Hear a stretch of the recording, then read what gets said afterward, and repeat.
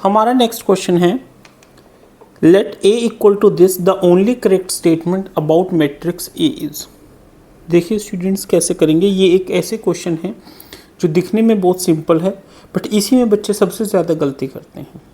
गलती का कारण है सिर्फ और सिर्फ जल्दबाजी। देखिए स्टूडेंट्स, ए क्या है हमारा, 0 0 -1 0 -1 0 -1 0 0। हमें क्या चेक करना है कि कौन सी जो हमारे ऑप्शन है वो करेक्ट है। तो देखिए हम इसमें ऑप्शन वाइज एक बार इसको चेक करते हैं कि क्या रिजल्ट आता है। सबसे पहले हमारा ए स्क्वायर, ठीक है। ए ऑप्शन में वो क्या कह रहा है कि ए square is equal to I.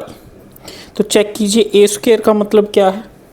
A square का मतलब है 0 0 -1 0 -1 0 -1 0 0। इसको मैंने इसी से मल्टीप्लाई किया, मल्टीप्लाई हो जाएगा क्योंकि ये क्या है, एक स्क्वायर मैट्रिक्स है और स्क्वायर मैट्रिक्स है तो वो आपस में मल्टीप्लाई हो जाती है। देखिए मल्टीप्लिकेशन में हमारा क्या होता है, ये एलिमेंट इसके साथ मल्टीप्लाई, ये इसके साथ और -1 -1 के साथ।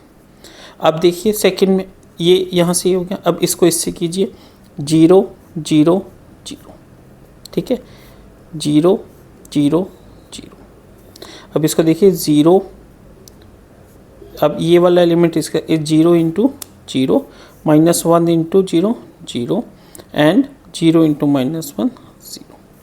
यहाँ पे देखिए इसको इससे करेंगे 0 × 0 0 -1 × -1 +1 एंड 0 × 0 0 0 + 0 + 0 -1 × 0 0, ठीक है। देखिए अब ये इसके साथ होगा तो ये आपस में क्या आ गया, 0।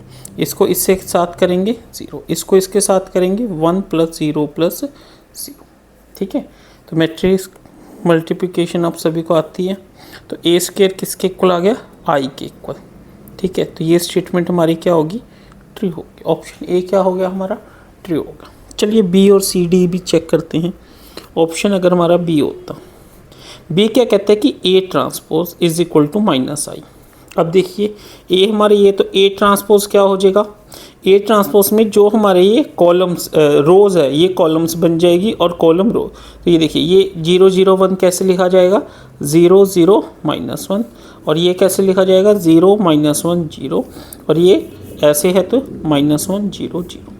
बट अब हमने क्या देखा कि ये तो किसके इक्वल हो गया, ए के इक्वल हो गया, ठीक है। -i तो नहीं है, तो ये क्या होगी, फॉल्स। क्या होगी, फॉल्स स्टेटमेंट होगी, ये -i नहीं है। इसमें मोस्टली बच्चे गलती कर देते हैं क्योंकि जो -i कौन सा होता है, -i होता है हमारा ये वाला -1 0 0 0 -1 0 एंड 0 0 -1। तो हमें इस चीज़ का ध्यान रखना है। हमारे इसमें ये वाला डायगोनल -1 है, ये वाले डायगोनल से मैट्रिक्स -i नहीं होगी। ये वाला अगर मैट्रिक्स होता तो हमारी ये -i के इक्वल होती, ठीक है जी। अब सी पार्ट, सी पार्ट क्या कह रहा है, यहाँ पे करते हैं। सी पार्ट कह रहा है कि determinant of A is equal to 0। चलिए डिटर्मिनेंट फाइंड आउट कर लेते हैं।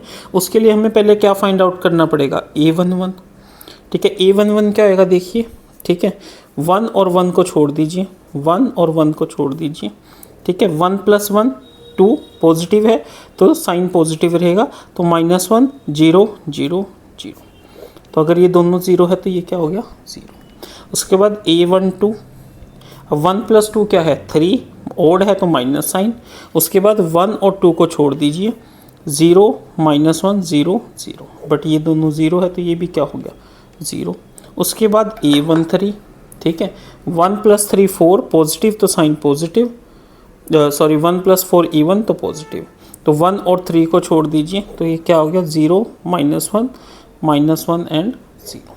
तो ये किसके इक्वल है, 0 × 0 0 -1 × -1 1, दैट इज इक्वल टू -1। तो ये हमारा किसके इक्वल आ गया, -1 के इक्वल आ गया। अब देखिए डिटर्मिनेंट ऑफ ए क्या होता है, a11 a12 capital A12 plus A13 capital A13। तो डिटर्मिनेंट ऑफ ए क्या हो जाएगा, देखिए a11 क्या है हमारा 0, a11 0, small a12 0, capital A12 0 plus small a1 3 -1 capital A -1। तो यहाँ पे जो डिटर्मिनेंट है वो क्या आ गया, 0 + 0 + 1 = 1। तो ये स्टेटमेंट भी हमारी क्या होगी, फॉल्स होगी। ठीक है स्टूडेंट्स, अब हम डी ऑप्शन को चेक करते हैं। डी ऑप्शन क्या कह रहा है, A is a scalar matrix, A is a scalar matrix. अब देखिए ये स्केलर मैट्रिक्स नहीं है, क्यों नहीं है? स्केलर मैट्रिक्स हमारी वो मैट्रिक्स होती है जिसका ये वाला डायगोनल, मान लीजिए ये A0 0 0 A0 0 0 A, ये जो मैट्रिक्स है ये होती है हमारी स्केलर, जिसका ये वाला जो डायगोनल है यानी A11 A22 एंड A33, ये अगर हमारा सेम हो तो वो क्या होती है, स्केलर मैट्रिक्स। मगर इस केस में हमारी क्या है, जो ये वाला डायगोनल है ये इक्वल है -1 -1, ठीक है, ये वाला नहीं है। तो हम ये कहेंगे ये भी स्टेटमेंट क्या होगी, फॉल्स होगी। तो हमारी कौन सी स्टेटमेंट ट्रू हुई, सिर्फ ऑप्शन ए वाली। So option A is correct answer. ठीक है स्टूडेंट्स।